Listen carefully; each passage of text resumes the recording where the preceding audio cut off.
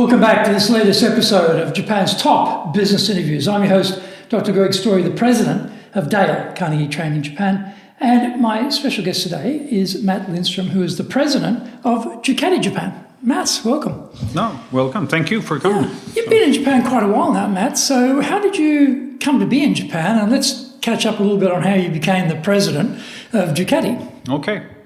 I've been here, where is it now, since 2005. So that's 16 years going. Yeah. It's adding up, isn't it? It just catches up on you here. Yeah, it's a good start. It's a good start. Right. A little bit of coincidence. I've always been interested in Japan.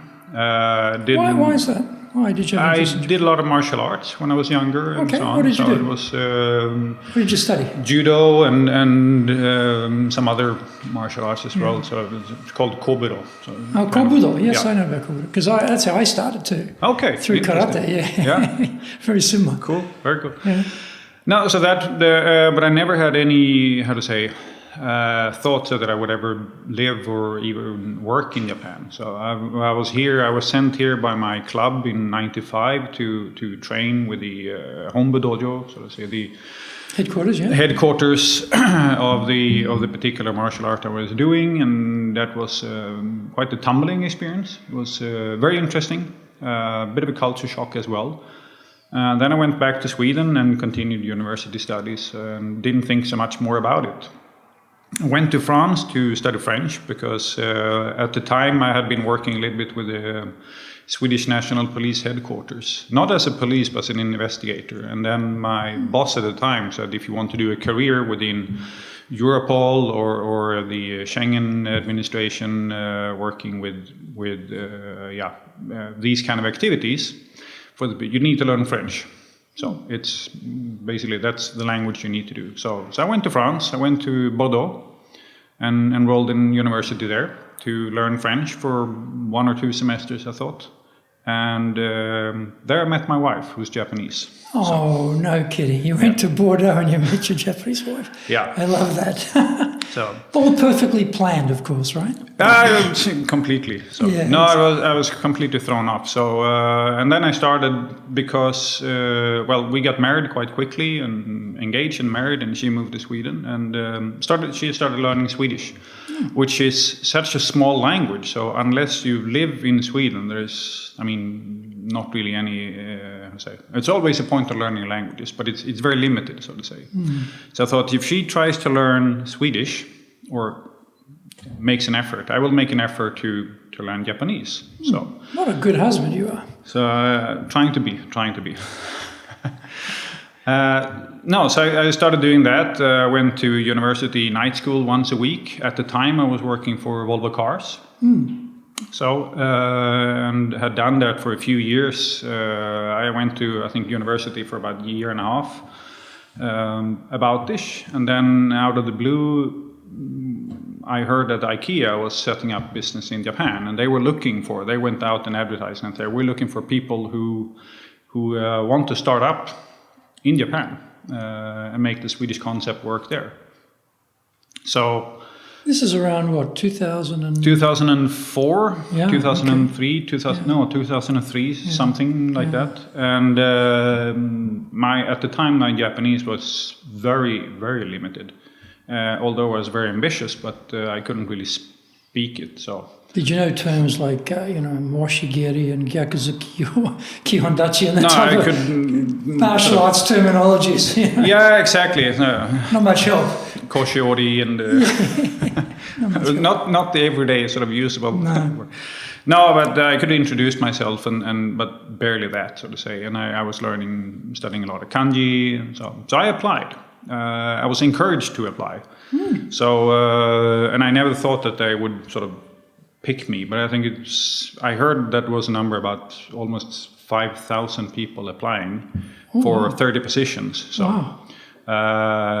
And they picked out 30, and I was one of them. And I think I was probably the one with the least of Japanese knowledge, but I had at the time a little bit of I was group leader in my team at Volvo, and they were looking for a mix of people. It was a very diverse group, I would say, with various backgrounds and so on, but everyone with some connection and some Japanese. A lot of them, some of them very, very professional, completely fluent in reading and writing as well. So. So I was picked out, and then I was sent on a 1 year, how do you say, not an internship, but a crash course basically in one of the stores in Sweden as a sales manager, and working almost 24/7. It was intense, it was a lot of fun, it was completely new, it was completely different from what I was expecting to do when I was studying in university and French, and also what I've done in Volvo. This was completely different, but it was a lot of fun. And then after that, they shipped me off to Japan with these sort of first 30 people, super enthusiastic to set up business here. And at that time, did you have a managerial role inside IKEA in Japan, or you were running an operation on your own, or did you have staff at that time?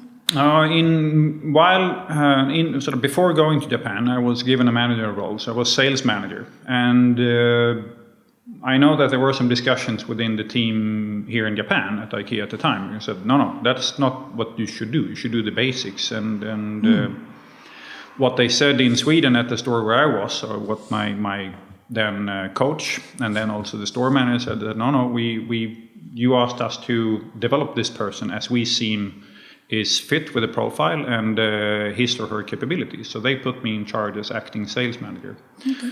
When I came to Japan, it was different because there was nothing. There was not even a store. They started buying pieces of land, and the first office was in middle of Tokyo, I would say completely far from everywhere. So I started sort of running certain business areas. Like work furniture and stuff like that, and how to set up that business, pricing and whatnot, and sort of the basics in order to start selling. Were you responsible for recruiting a team, or was someone else was taking care of that? No, after a while then I was sort of appointed to, or sort of recruited as the sales manager for the Kohoku store in Yokohama, and then that was just in the planning phase. So the first mission there was start to recruit people for my then to become team. And so, your first job is recruiting people. It's a concept that's not been seen in Japan. Yeah. Japan, Japan, houses are very small. Your Western furniture is very big. Yeah. It's never going to work. And your big box store in the middle of nowhere, no one's going to go there. We don't have cars. How are we going to get the stuff home? I can just imagine all of that was going on. So how did you encourage young Japanese who basically have to ask their parents, grandparents have an opinion, everyone has an opinion, to try this new thing, because it's unheard of, to have that in Japan at that time. I don't think Costco had arrived by then, or had they arrived? I can't remember. I don't think so. Maybe in the same they had some collaborations, I think. Yeah, that was another major change in concept, that'll never work in Japan. Yeah. It's worked pretty well. So how did you go about convincing these people to come on board to something they can't even see it? I think one of the strengths with IKEA is that they know the concept. They've done the concept everywhere, and they never change. And I think that's part of the brand strength and building a brand in Japan, that you're consistent. You can do some adaptations, but IKEA was very firm on that. No, this is a concept. It works everywhere else, so there is no reason why it shouldn't work in Japan. Although, as you said, there was a lot of negative comments and people saying and advising whether we asked or not, saying that this will never work. The fortunate thing, I think, that we were fortunate that a lot of the people that applied to work for IKEA were people that, one, they had been studied or worked abroad before. Most of them quite young, but they had an ambition on working with a company that was different. They did not want to work with sort of how things were usually run in other companies. They wanted something different, and I think that we're lucky in a sense in that. So we had a lot of people that applied. For me as well, I loved it, and still do. I have a tremendous respect for the company. It's very professional. It's the way it's run, the leadership principle. I learned a lot, and I met a lot of fantastic people some of them, a lot of them, I would say, still working there. Some of my best friends are still working there. And will probably continue. So what, when you were at IKEA, did you have a team you were responsible for who were reporting to you? How big was that team? I had 5 direct reports, and then I think at the biggest, or so to say, at the peak, we were about 73 or 76 employees in my team alone. But not all of them were sort of direct reports. But right, okay. But you're responsible for the group. So thinking back to that time, you've grown up in Sweden. You're educated in France. You're educated in Sweden. You've been working in Swedish companies. You're in a Swedish company in Japan. Now you've got predominantly, I guess, Japanese team members. What were some of the challenges you found to lead a Japanese team? I think the first challenges that for me at least, was that in my previous experience that in Sweden we work a lot more with, I think, Swedish culture. You work with frameworks. So this is part of your responsibility. What you do within that is fine, and that's sort of you do what you think you find a good solution, and then we'll see if we need to change something. Whereas in Japan, if you say, I told coworkers that, well, we need to do this, go ahead. Yeah. And in some cases, it was a complete sort of freeze. Nothing happened, and there was a bit of a panic as well, and nothing happened, and you get frustrated and say, why are things not happening? Why is things not moving? And then we discovered, okay, you need to give detailed instructions, not to everyone, but a lot of people. The culture is that you're used to getting detailed instructions. You follow the instructions. As long as you follow the instructions, you're not doing anything wrong, even if the instructions are completely crazy. But you do what you're instructed to do, which means that you're doing your job. And the challenge was to, in IKEA, we can't work like that. We need people to take responsibility, do things, be creative, think on your feet, so to say. Be flexible, adaptable. Exactly. And you need to get people to that point, so to say, and that is not always that easy, but it works. And I think the freedom that people feel once they get that, they don't want to go back. The counterpoint to that freedom is the accountability and responsibility. What happens when things go wrong? Now, on one hand, we say we're going to encourage people, we give them freedom. Then they make a mistake or they screw something up. How did you treat that type of occasion? How did you deal with mistakes and errors and that type of thing? Never criticize. Right, so okay. Instead of saying, why did you do this? Which is not constructive at all. It's sort of, okay, what were you trying to accomplish? Right. What was your thinking? Please lead me through your thought process. So sometimes some strange things happened in the store and so on, and you came out on the shop floor and it's like, whoa, what happened here? And no, this we have to change, but you have to sort of sit on your hands and not sort of jumping in and start changing, because then you will never get any involvement after that. So you have is this a Matt's concept or is this an IKEA concept? It's very much of an IKEA concept as well. I learned a lot from it, but I sort of had it within me, I think also from doing military service, mandatory military service in Sweden, which is also very much on you act on your own, you do your own planning and so on, and sort of a lot of freedom. Responsibility with freedom, sort of freedom under responsibility. So. And so I guess, people observe what goes on. If on one hand the rhetoric is, yes, you have freedom, take responsibility. Then on the other hand you go, whack, you made a mistake. Yeah. People go, okay, I get it. I'm not going to take any responsibility for anything. So walking the talk is going to be very critical. If you say that, then you've got to deliver on that, I guess. Yeah. What were some other challenges you found around leading a Japanese team in your first experiences? What I just mentioned, I think when you ask people, so, okay, what were you trying to achieve? Is that it takes some time before you get answers. Why is that? I think they're less how to say, used to speaking up and explaining, so to say. Whereas, I mean, if I would do the same in a store in Sweden, would ask a coworker, and I would probably get sort of 100 comments on why and whatnot, and also some how to say, pushing back and say that no, you're wrong, which. Okay. I think in Japan it's much less usual that you tell your boss that no, I don't agree with you. I think you're wrong. So that is sort of keep your opinions to your own, and sort of try to lead people and coach people into it. So to say. How do you? I mean, that's as a leader, that's terrific. Do what I say. Yeah. Don't question me. The only problem with that is you tend to have a whole bunch of yes men and women working for you, and often, particularly as a foreigner, we don't know everything, and we're not that deep into the culture as Japanese have raised here. And so we'll probably not have knowledge. They'll have the knowledge. They're not telling us because, well, A, we haven't asked because we didn't know to ask, and B, we're the boss and we're not going to question the boss. So how do you get around that sort of group think or that yes man, yes woman approach to following the leader?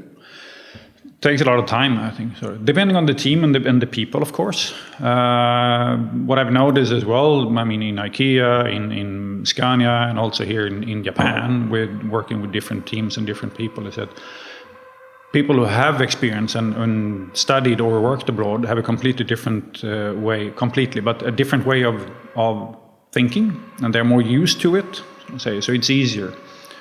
But getting around to it, I think I mean, working with our network here in Japan now for Ducati, listening, listen, understand. Details has a much higher, how to say, important level of importance here, I think. Sorry, what does? Details. Oh, details, okay. Yeah, understanding your history on in your field that you're working, why things happen, when things happen. People tend to remember what happened a long time ago, whether it be, I mean, decisions, comments people made, and so on, and who said what, and so on. So I think it's listening first, coming less. I mean, say, as you said, that okay, do this, and people do it. I don't agree with that, because I think in Japan, if people don't agree with you, you say do it, and then everybody says yes, and nothing happens. No one does anything. It doesn't happen, or it goes extremely slow. And you have to sort of push and push and push, and you get more and more frustration, more and more friction, so to say. So it's you need to say, and this is, I don't have the perfect solution. It's very hard, but you need to engage people. You need to get people to not only to buy into the nemawashi culture, which is quite similar in Sweden as well. You do a lot of preparatory work and a lot of preparatory meetings. In Sweden, we have the typical Swedish coffee break. A lot of the decisions are made during these 10-minute coffee breaks in the morning and the afternoon in Sweden. Then the meeting is sort of, okay, you're already aligned, so to say. That's interesting. Very similar to nemawashi in Japan then, yeah? Very similar. So I think that's a good thing. But I think in Japan also you need, in order to be successful, and this is a constant sort of something that I'm always trying to improve, that getting your idea or the ideas that we need to do, if the staff buys into it as their idea, right, that's a different matter. But then you also need to give credit to get the how to say, creativity and getting people to work in a certain direction. They need to be on board, and they need to feel that they also get part of the credit for the work that they do.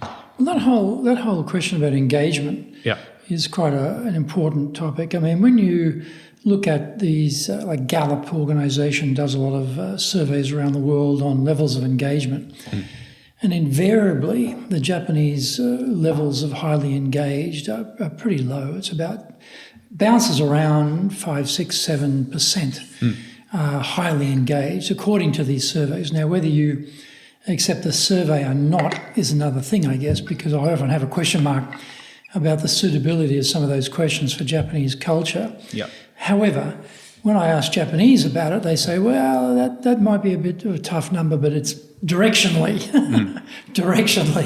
it's correct, you know. So what have you found, be it with when you're with IKEA or Scania or now Ducati, has worked well in terms of getting engagement with people? It's what I mentioned before. It's involvement. You need to involve, but you cannot only involve one person, because you have more of a group mentality. I believe in Japan, which means that even if you have an opinion, your sort of say partner or colleague might not have the same opinion, or the other person might not have the same opinion, and you need to be sort of make sure that you are all in, and hence the nemawashi. Say.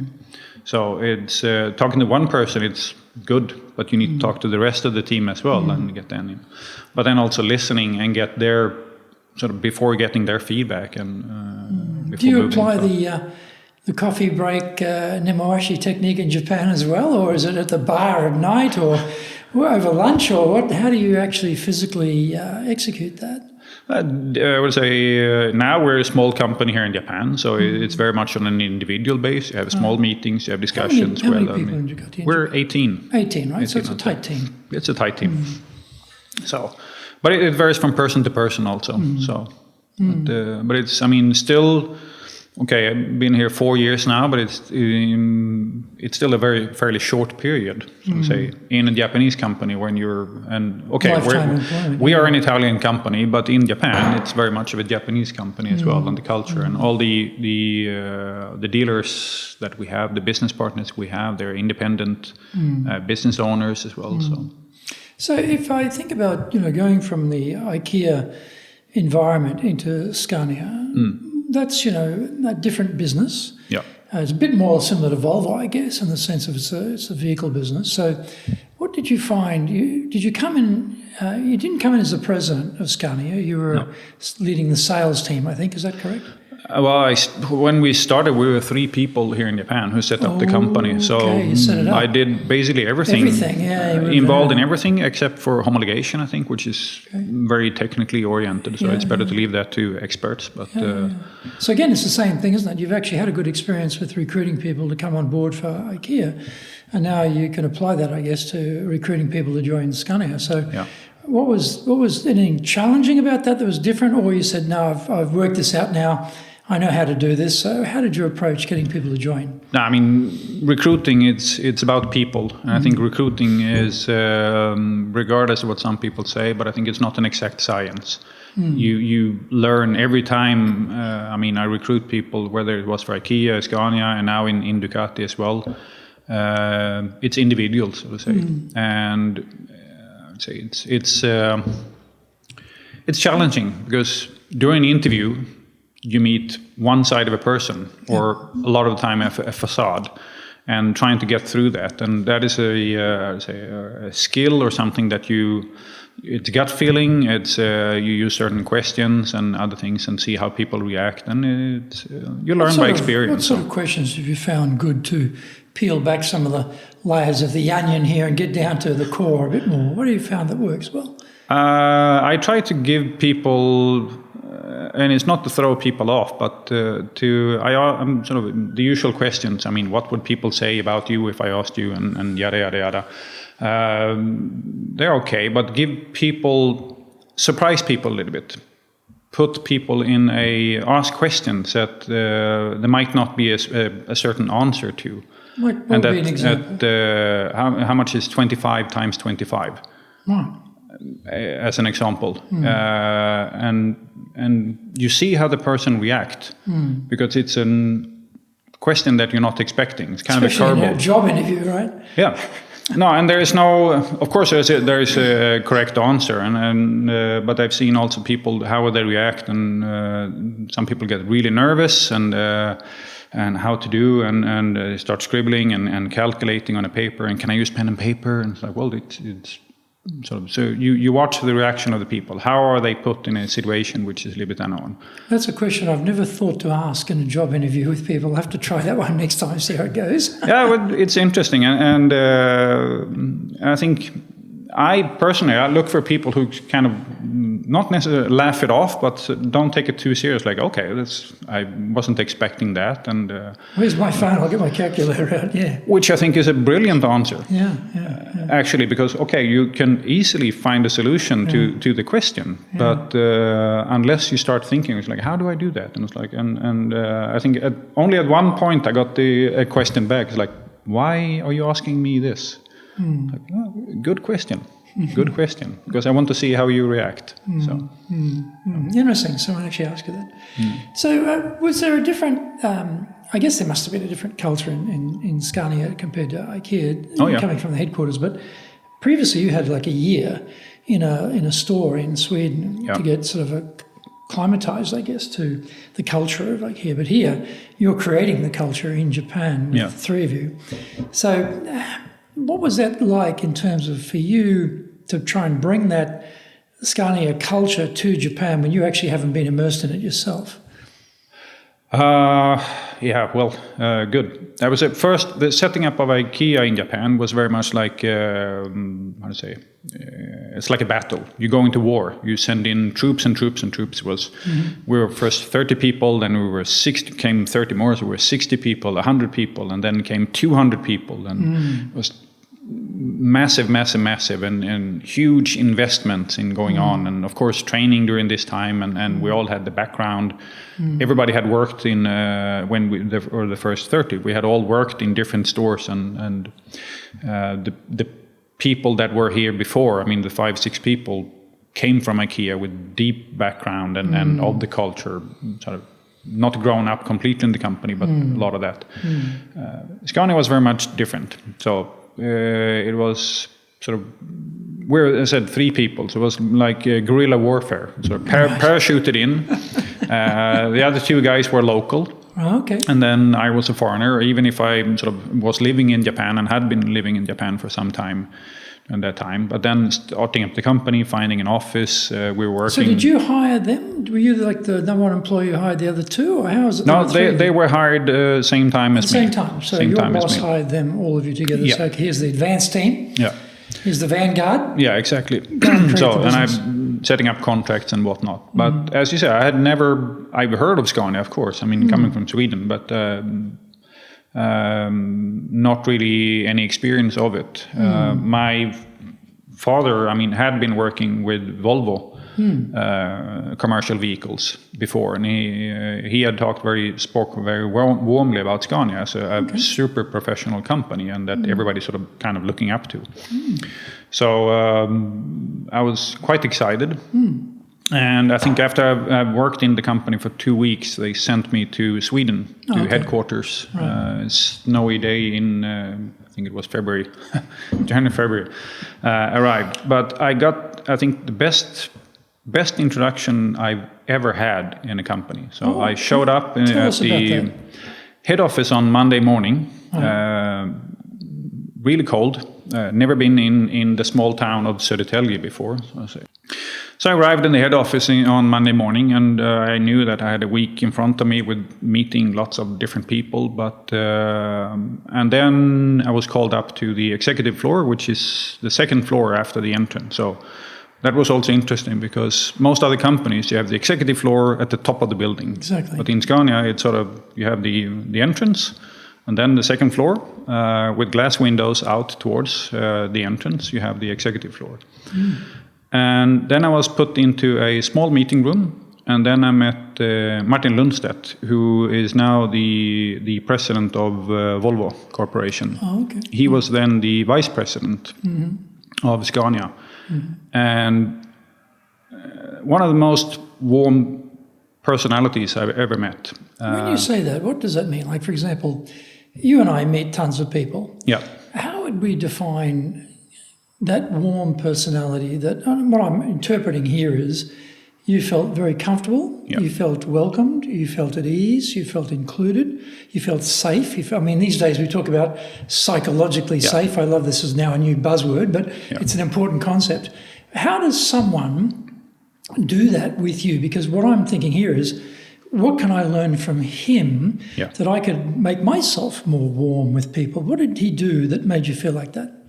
As I said, I came in, I had worked worked 2 weeks in the company. Never worked for Scania before. Had worked, with IKEA before. Though, of course, I'm coming from the automotive industry. My first job was in Volvo, so to say. So I consider myself more of an automotive, directional guy. But I said, in this small meeting room, and sort of comes in, shakes my hand in the lobby, and this is me, completely new, never worked in head office, and he's vice president. He's sort of one of the sort of big cheese people, and he's interested in me. So he said, "Oh, welcome, Mats. You're so okay. You live in Japan. How interesting. How come that?" And he wanted to hear my story. Right.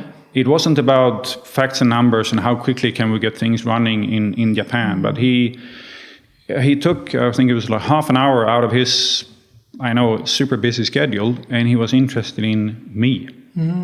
And what can I do not only what can I do for the company, but what can we do, and how can Scania use my experience in Japan? And okay, so you're married to a Japanese, fantastic, and how did that happen? And every time I went to head office after that, as long as he was in the company, it happened several times that walking in a corridor and you saw Martin like 150 meters away, or in the cafeteria, canteen, and he was like, "Hey," and was shouting all over the place, "Hey, Mats, you're here in Japan with customers? Excellent, good, see you later." And he remembers people by first name. He's an incredible personality and person, and just genuinely interested in people. So. But he managed to balance the great leadership with a lot of warmth, and you feel welcome. Of course, he's demanding as well. I mean, he has to be, but it's sort of, but it's very much of a coaching approach, so to say, supporting, helping. So, and Henrik Henriksson that took over after him as well. That's the same. So to say, yeah. Is that a Scania culture? Do you think? Is that how they create leaders there? Yeah. That's a sort of methodology. Yeah, very much. Choose people who are like that. Very much focus on coaching, coaching and supporting. So to say.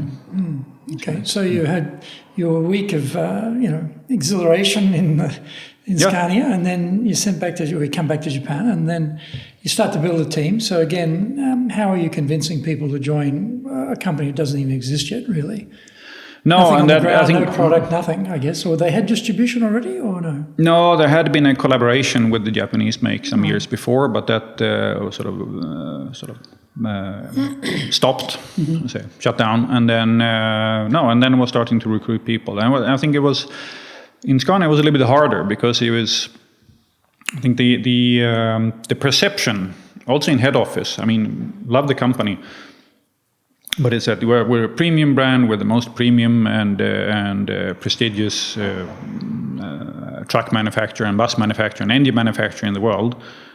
But in Japan, you're nothing because you haven't been here before. And as one of the Japanese roads are different.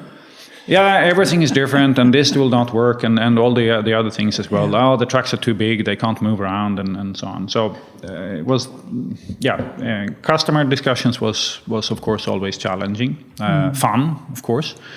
But I think when it comes to recruiting and so on, it was more difficult because the brand was not heard of. It was basically non-existent, and we had a sales trainer. That we recruited from another company. It's a little bit older gentleman. And he said that when we had a board meeting and we had Swedish board members coming over, and he said in Japanese that you guys need to understand that you're not starting from zero. No. You're starting from -2. You're starting from -2. All right. That's the position, because just because you're not here yet and haven't been, the perception is that you're not as prestigious at the local brands. The quality is worse. Doesn't suit. It doesn't suit, and it's a lot of other things. So recruiting people to that was also. If you want to be successful as a leader, do the Leadership Training for Managers course. All companies need people who can both manage and lead.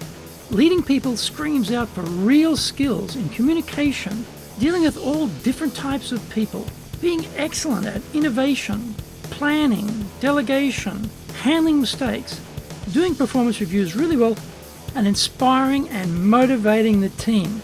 Do the Leadership Training for Managers course now in either Japanese or English.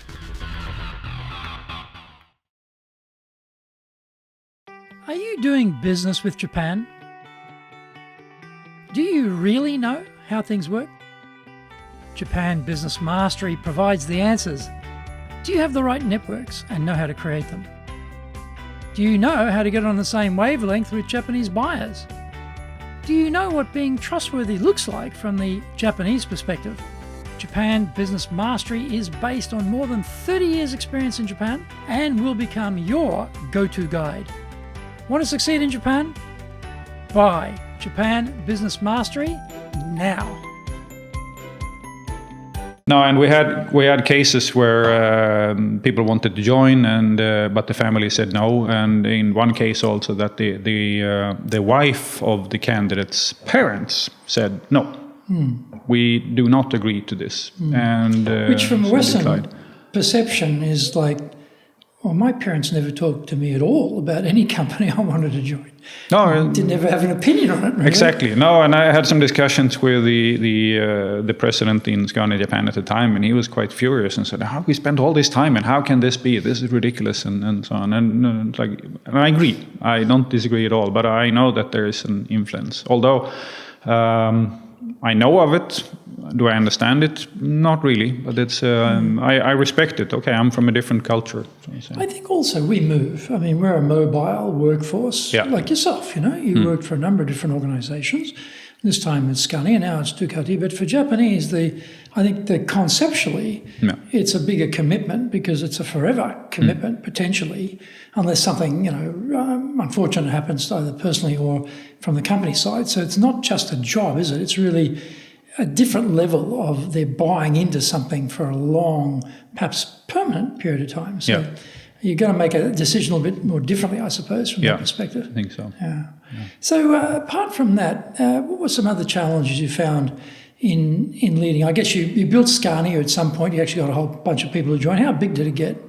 I think we're close to 50 people when I left. Right. And how many people in your section? 12, I think it was in all. You're running the sales component? Yeah. Right. So truck sales, engine sales, and bus sales. Right. So what was it like running a sales team in Japan? Because I'm imagining, you've had experience of running a sales team, I guess, in IKEA, and that's in Japan, but different industry. Now you're in this truck, engine, bus industry and running a sales team. What was that like? The biggest difference, of course, I mean, in IKEA, you're inside the store. You're doing things within a certain perimeter, so to say.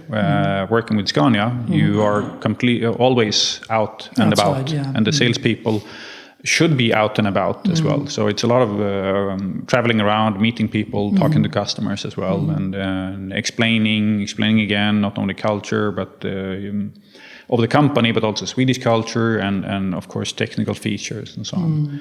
So it's a different kind of salespeople because it's moving around a lot. One thing is we teach sales training. In fact, I'm going to give my book on Japan Sales Mastery here in a moment. And in that book, I talk about, we are also the buyer of services, and we also teach sales training, so we have a good perception of what people are doing. And we notice that a lot of salespeople in Japan are not very good on digging out the needs of the buyer. They're very good on the spec, on the detail, terrific on the features, tremendous. Benefits, application of the benefits, giving evidence where it's worked somewhere else, not so great. Also not very good on pushback or when they get objections. And it tends to be straight to a discount mode when they get an objection. They don't really know how to deal with objections very well. And often they don't ask for the order, because it's a loss of face if you don't get it. So everyone leaves it sort of nicely vague. So it's very hard to get a conclusion. But what was your experience with Scania, with salespeople? Because that's what we've found across the board. But I'm just interested how it was with Scania.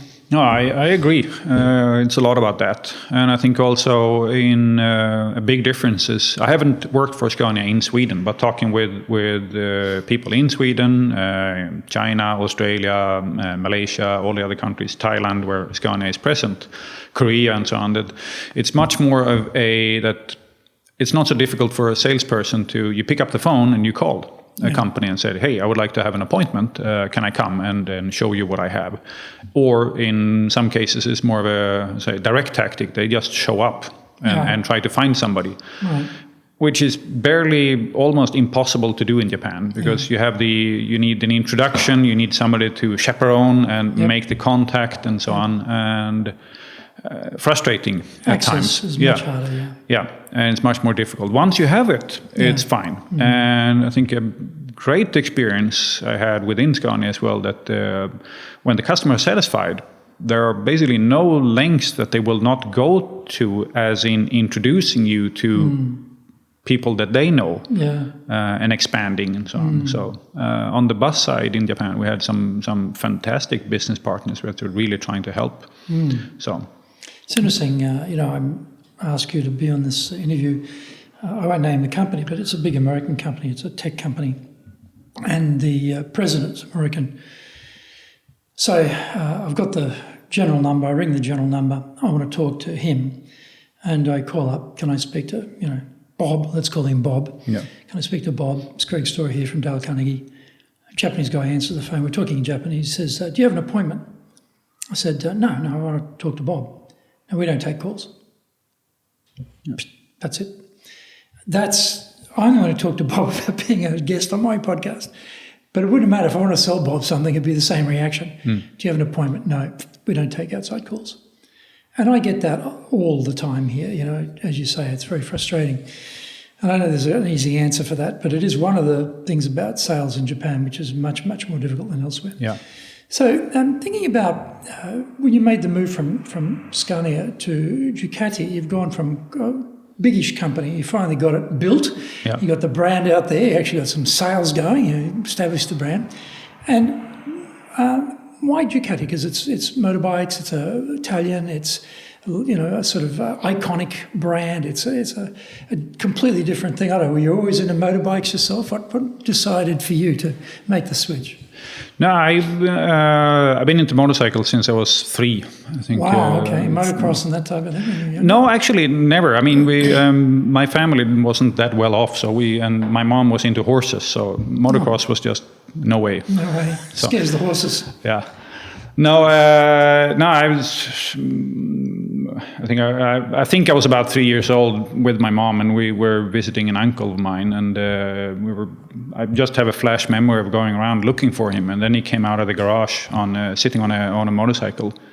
I think a sidecar. I don't know what brand now or anything like that, but I distinctly remember at that point, like Norton maybe. Could have been, but I distinctly remember it's like, wow. Yeah. So. This looks cool. This is something for me. Yeah, so, really? Okay. At 3 years of age, but something like that. And then I've always been interested. And basically since I could take a driver license, I've had motorcycle license, and I've got a motorcycle license to my mom's great horror. Yeah. No, but she was supportive as well. She was riding as young as well. So. Okay. So when the opportunity came, it was a lateral move, so it wasn't sort of a step up. But I thought at the time that I've done this with Scania now. I couldn't say that I felt that I was finished, but we were at the stage at the time that I think if I'm going to swap a company, now it's probably the best timing. And it was also going from one type of sale, which is business to business, because you sell to business customers and it's their business operation, to retail sales of another premium product, but where the customers are, at least in my mind, was very, very different. But of course, Ducati, it's, as you say, it's an iconic brand, and if you're interested in motorcycle, for me, it had always been kind of since I started riding myself, the people who rode Ducati were always a little bit crazy, I thought, because they were not only talking about motorcycles, they were talking about Ducati. They're for loyal fans. Yeah, and then I was like, but what's the big deal? I don't get it until I rode my first Ducati, and then I completely get it now. I understand what those crazy people were talking about, because this is something else. This is something different. So there was an opportunity, and I went for it. So. And eventually you become the president. So you've been amongst your peers, I guess. It's not a big company, and now you've gone from being a peer to the boss. How was that transition from being a peer to the boss? Interesting, because you can see I've spotted maybe a small change in the attitude towards the staff. So the salespeople that I was working with, I'm still very close to them, but I can feel that they before talking exactly what they want to say to me, they want to talk to their boss as well, and so on. And so a little bit different. But I think it's a huge benefit on the other hand, because I know them, they know me, and I think what maybe a challenge especially if you're coming from abroad and being sort of parachuted in as a president, you have not worked with the team. And you don't know Japan.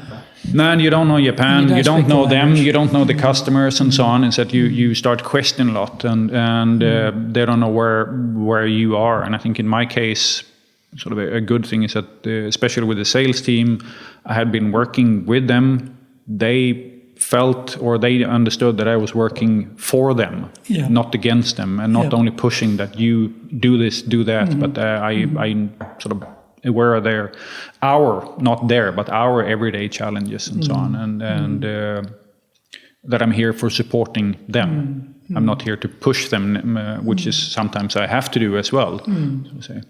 And, if we think back, you've talked a bit about engagement before. Can we talk a little bit about creativity across, the different companies you've worked for in Japan? Because, Japan has a reputation as a country that's terrific at copying, terrific at Kaizen, incremental improvements, hasn't been so well known for breakthrough innovation of late. And often the thought is that, Japanese aren't particularly creative. But my experience, I think everyone's creative. What I've always found was the bugbear was the environment that you could be creative in, the leadership that you were under to be creative. And I'm looking at a whiteboard over in front of me here, and those remind myself, I had a boss who would grab the whiteboard marker pen, stand next to the whiteboard and say, give me some ideas. And say things like, that's a stupid idea, give me another idea. We tried that doesn't work. Give me another idea. And then, in 2 minutes of this, everyone's looking at their shoes, because they don't break eye contact. Completely destroying any possibility of getting ideas from the group. And only the most hardy, confident, bolshy types like me and a few others would actually raise their hands and keep coming up with ideas. Everyone's dead silent. So 95% of the team are not contributing at all. So what has been your experience with getting creativity from teams in Japan, and what's worked for you? It's same as involvement. So you involve people, commitment through involvement. And if you want to have ideas, it's again, listening, and just mention the opposite, don't criticize. I also feel that you get a lot of this, even if you try to be creative on your own. And people saying here much to a bigger extent here in Japan, it's like, we tried that 20 years ago, it didn't work. It's like, okay, 20 years ago, but can we maybe approach it from a slightly different way? But again, it's nemawashi, it's being persistent and taking time. When you ask people, as you say, if you have a meeting and say, okay, come with ideas, it's usually dead quiet. And so meeting, fine, but with focusing on plural meetings and discussions and in group, but also individual. Sometimes it's easier to take people, I think, on an individual base and have a face-to-face meeting and to get more of a creativity. So, but I think most importantly, it's, as I said, not criticizing and saying that's a stupid idea. It's sort of listening. Okay, how can we maybe look at that from a different perspective, or how can we turn that? And then gradually, as people start to enjoy it, I think. One thing too, I think about speed, this is just my own personal experience, I think that Japanese work style tends to have a certain rhythm. It's a sort of, constant rhythm, goes like this. And I think that's part of the commute to get to work. There's a certain large amount of time people have to commute to get to work normally, and that takes up a lot of hours for a lot of people. Then they tend to work extremely long hours, and then they have a long commute home. So they've sort of harmonised all of that to a certain energy output that is fairly constant, but it's sort of, stable, I would say. Growing up in Australia, working there, we would start early, work extremely hard, finish, then go to the dojo and do my karate training, or people would go and do rugby, or spend time with their family, or go to the pub with their mates or whatever. And that was a very concentrated time. The energy level was very intense during then, boom, nothing. So for me, when I've been leading Japanese teams, I'm always a bit frustrated because they seem to have, for what I feel is a rhythm, that I want to see that temperature a bit higher. I want a bit more output, a bit more energy. Let's go a bit harder while we're here. Don't tell me about your commute. What are you going to do while you're here? Go harder. And in fact, we have a mantra in the company which I created because I just got frustrated with the lack of speed. I said, in our business at our size, we must have a strong sense of urgency. We have to be the speedboat. We cannot be the oil tanker. And this is the word now. If people are slow, I call them oil tankers. Look, you're being an oil tanker. You've got to be a speedboat here. Speed up. Constantly pushing people to go faster, because it doesn't seem to be a natural play. They have more of a rhythm that's a bit slower. Maybe it's elongated, but we don't work long hours. We don't work those stupid hours. In fact, you can't work overtime without permission in our company. You have to actually apply to work overtime to try and control that. But they haven't adjusted the rhythm. So that's sort of a bit of a bugbear.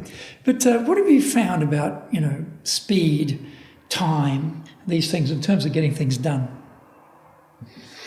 I think, what I found is that, and this is just my own observation, but I think people work long hours and they don't want to exhaust themselves more than necessary. So, it's the productivity is lower and they're aware of it.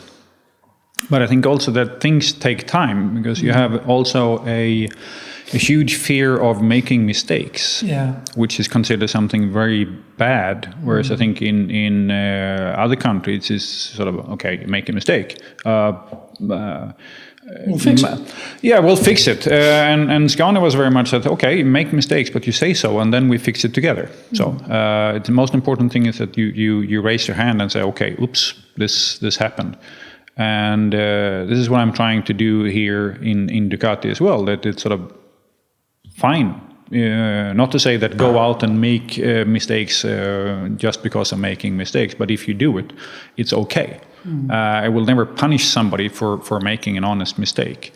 But the more we communicate, we can also avoid making big mistakes. So sharing and so on, because you also have, I think, more of a territorial approach with a lot of coworkers. That this is my job, and this is his or her job, and I'm not sort of interfering in this. Whereas I think it's more in some other companies I work for, it's much more flexible. Say you overlap some things and so on. And what's driving that fear of mistakes, do you think? I would say, I don't know, I'm in Japanese school system, I don't know the whole culture, but you have, making mistake is something very bad and ugly. And there is a debate, I know, it's sort of coming and going here in Japan also about there are too few companies being started up and so on, but part of it is what I've also related to a fear of if you don't make it, if you have to shut down the company or go bankrupt or it didn't work, that's a big shame. No coming back from a disaster like that, is there? No, and then you don't instead of challenging it, it may be okay, but I'm not doing it. And I think that's another big difference from on working here in Japan, is that you rather keep a bad situation than going to something unknown. Even if the unknown, so to say, or a new way of doing things may seem like the better thing to do, but you don't know for sure, because you don't want surprises. You absolutely don't want surprises. I know, you've trained in martial arts too, so I always think about mine. This is actually my 50th year of karate training for me when I started, and so everything's very specific. Everything. And even culturally, like when you get to the Genkan, how you place your shoes is specific. And in martial arts, how you do actions, it's extremely defined. And there's one way, and that's the way. And if you do it a variation, no, this is the way. So I think that specificity, I have trouble saying that word, specificity in the culture is also perhaps leading to that concept of mistakes and not that sort of flexibility. I mean, Australians are very laid back. You've probably dealt with them, very laid back people. They don't get too head up about too many formal things. I mean, they have their strengths in other areas, but that's not one of them. The formality is not one of them. But so for me, it's always been, when I started training karate, it drove me crazy because it was so specific, so defined. I had not come across something that defined before in my life. But I can see how that flows across the culture and into work as well. Yeah. And so we talked a little bit before about handling mistakes, but I like your point about put your hand up early. But this is what I've found is that Japanese team members are absolute ninjas at hiding errors. And as the boss, you generally find out the last possible chance that you can find out. You find out when it's usually too late to fix anything because we've got the time, money, authority, power to fix it. And by the time it gets to us, it's too late. You can't apply any of that to fix it. So I'm always telling my people, you don't have to hide it. We're going to fix it together.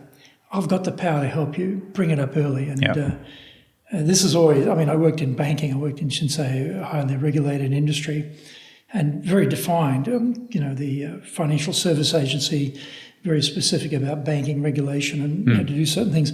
If people skipped a step or something, or they missed something, and they tried to hide it, it would just incubate, It just start to get bigger and bigger, and then boom, it'd blow them up, they lose their jobs. But if they'd sort of said, look, I skipped this step, I should have done this, I missed this part, okay, well, that's not good, but, don't do that again, would have been fine, but they were hiding it. Yeah. So I think you're right, that's something that very important in the trust and to build up that confidence that you can say, hey, listen, I screwed up. Yeah. And I'm not going to be bashed in the head for it, right? No, as you said, it's a culture where you have, rules or sort of say not guideline, but rules on basically almost everything, how to act in certain situations and so on, because then you can avoid these unpleasant situations where you don't know, so to say, or might be embarrassed. And How do you build trust? You've worked across a number of organizations here. What have you found works well to gain trust as a leader? I try to be myself as much as possible. I'm not trying to be somebody else. I shocked the team here, I think, a little bit in the beginning when I said that I don't have all the answers. Okay. You can come to me. I will not have all the answers, but I need you to support me in areas which I don't know. If I don't know the answers, it's not because I don't want to know them. It's just that I need the knowledge that you have. So. Now, how do they treat that? Because in a Western environment, we'd say, very humble, a lot of humility. He's obviously an open leader. I can understand that. You can't be, an expert in every section of business anymore because it's too complex. Yeah. All good with that. But as you said before, in a Japanese context about tell me what to do, I'll follow you. If you tell me what to do, I expect you to know what to do, and I'll follow it. Yeah. Over the cliff if necessary, but I'll follow it. So when you come and say, oh, by the way, I don't know exactly what we're going to do around here for every detail, how do people feel about that? Oh, we've got a problem here. This guy doesn't know what he's doing. Is the company going to be okay? How is the reaction to that? No, it varies from person to person. And some people don't appreciate it because they want you as the sort of say the shacho to be the all-knowing and knowing every single detail and so on. But we are not that company. We are, we're an Italian company here in Ducati, so to say. Come from Italy. The culture is a bit different. I'm different. I'm not Italian either, so I'm sort of in between. But I noticed that it works with most people it works well. When you say that, it's sort of a little bit like, okay, he's not the all-seeing divine being that knows everything and then will punish, say, because that's sort of, I don't want to punish people. And so if I don't have the answers, it's not because I don't want to know them. I want to know them, but you need to help me get there. And then I think also very importantly that I'm telling people that it's my decision in the end. I decide. So it will be my responsibility. Right. So you unlift a little bit out also. At that point. Oh. A little bit and so on. And then, but you can say that, but I mean, seeing is believing also. So, I mean, there are some cases when the staff sees that you're fighting for them. Right. That can be in fighting, but you have discussions with business partners and you're protecting your own team or supporting your own team, not only protecting. It can be head office, it can be various discussions with different people, so to say. If you're going to give some advice to someone who's being sent out to Japan by their organisation, they don't speak the language, they don't know the culture, but they've got an operation to run here, what would be some pieces of advice you'd have for them? Again, listen. Listen, understand. I think when you have expats, so to say, people coming from abroad, I think the big problem a lot of times is that they have a short amount of time to do a lot of things. There's a lot of pressure on them. So they want to get, sort of say, to a running start. They want to immediately start delivering results, 100 days and whatnot after landing. They need to produce. And I think that's, it's easy to say when they're already in Japan to say that you should have cleared that with the head office before you came. But there needs to be an understanding also, I think, on the head office side that it can take some time to get in. But the most important thing is listen, understand the situation. You don't need to accept everything that is said, because you will get, so to say, one truth from the Japanese organization, and then you will have a different truth from head office, and then you have a third truth from business partners and others, so to say. But you need to navigate through those. But be present, be involved. The first thing I did when I was appointed here in Japan was that I made the Shacho room a meeting room. I made a war room. The Shacho Shitsu, the Honourable President's big plush office, became a meeting room. Where you needed to walk down a corridor, knock on the door, and then sort of wait for an answer and get sort of let in. So on my first day in office, I said, I'm not moving into that room. We're going to make that room the extra meeting room, the war room, as we say, where we can put stuff on the wall and things that we discuss and strategies. Which you can't do in the other rooms because we have visitors and guests, so to say. But that will be the room, which is always open to everyone. You can walk in at any time. So I'm sitting in the office with everyone, and also that it's not to listen to what everybody's saying, but it's I'm here. If you need to talk to me, you can come and talk to me. You're available. Yeah. And partly inspired also by some people in Scania as well. And I know that I had, it was not the boss, but one of the managers I spoke to in Scania, he said that a lot of people in the office landscape, they sit with headphones and so on. He said, but I can never do that. I said, oh, why not? I said, no, even if, as much as I love me, because we started talking about music and that's how it came up. And I said, yeah, but I can never do that because if I have my headphones on, it's this big sign saying, don't talk to me, don't approach me. So I do the same, similar. I sit in the office here with everyone, sort of in one end. But now, sales director, he turns around and he talks to me, and I can talk to him and sort of see. How have you found, you're doing that before COVID? Now, as you mentioned, it's a half-half. People are at home, you're here most of the time. How have you found it to lead people in remote situation like that? What's been challenging about that? It's more difficult, I think. People sit at home, depending on their home, but you have usually if you have staff meetings, I had the camera on, everybody else had the camera off. So you see who's online. So Is that a connectivity issue, or is that why they got the camera off? Kind of, no, I don't want people to see your sort of where you're sitting in the background and home, stuff like that. And even I think in general, fake backgrounds these days on the platform. Yeah, well, you can, so to say. Yeah. Sort of stuff, yeah. You can, so to say. But I think I've noticed that you need to ask people to please turn the camera on. And that is something also Claudio Domenicali, President of Ducati, every meeting that we have, staff meetings with, 70 to 100 people, or if it's the country managers, he's the first one to say, okay, so-and-so doesn't have the camera on. Please turn the camera on so I can see your faces. Yeah. So, yeah. And I think it's extremely important. So even in COVID times, we have the Scania, so to say, the Ducati rules as well on how to behave and so on, and similar with the Volkswagen Group, the social distancing and maximum people in the office. But now when it has loosened up a little bit, the management team meetings, we're not that many people. We're 4 to 5 people, and one person always joining from via remote, because can't come to the office, but I want those meetings to be face to face, because it's. I think it. Yeah. You can't save time, but you can use time differently, and because of, I think it's wonderful that people can work remotely, but meetings, I've noticed, takes twice or 3 times as long when you do them remotely. Direct communication is much more difficult. The risk of misunderstandings, it's a lot higher, I think, so through this. So, and I notice the same with head office as well, that meetings tend to take, people seem to be more in meetings now than before COVID. Yeah.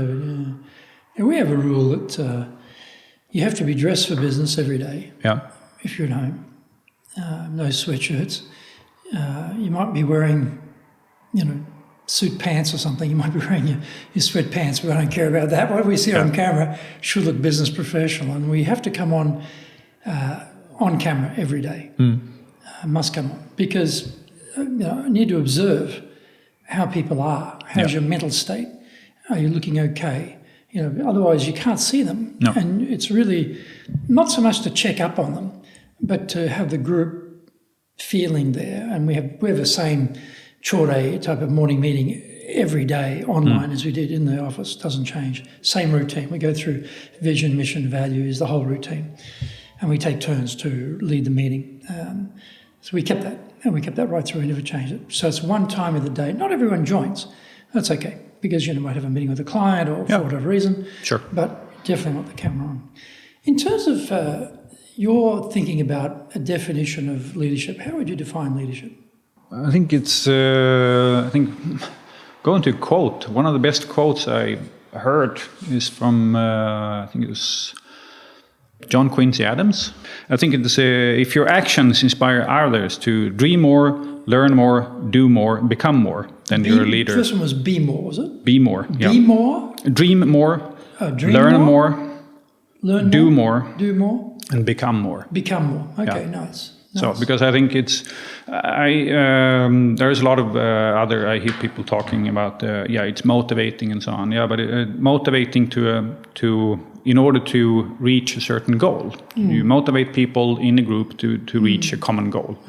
Okay, that's kind of an academic reply on what is leadership. But I think it's not only to reach a common goal, but I think the important thing is to want to learn more.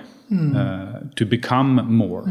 So that's, I think, and I think that's. I had a mentor when I was in Volvo, who was fantastic. I think people like Martin Lundstedt that inspired me a lot by their way of leadership and so on. And I think common for those two people is that.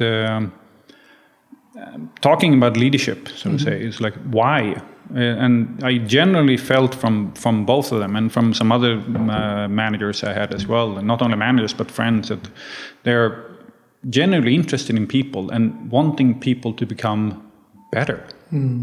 to grow into something, not necessarily a leader, but actually to develop as a human being.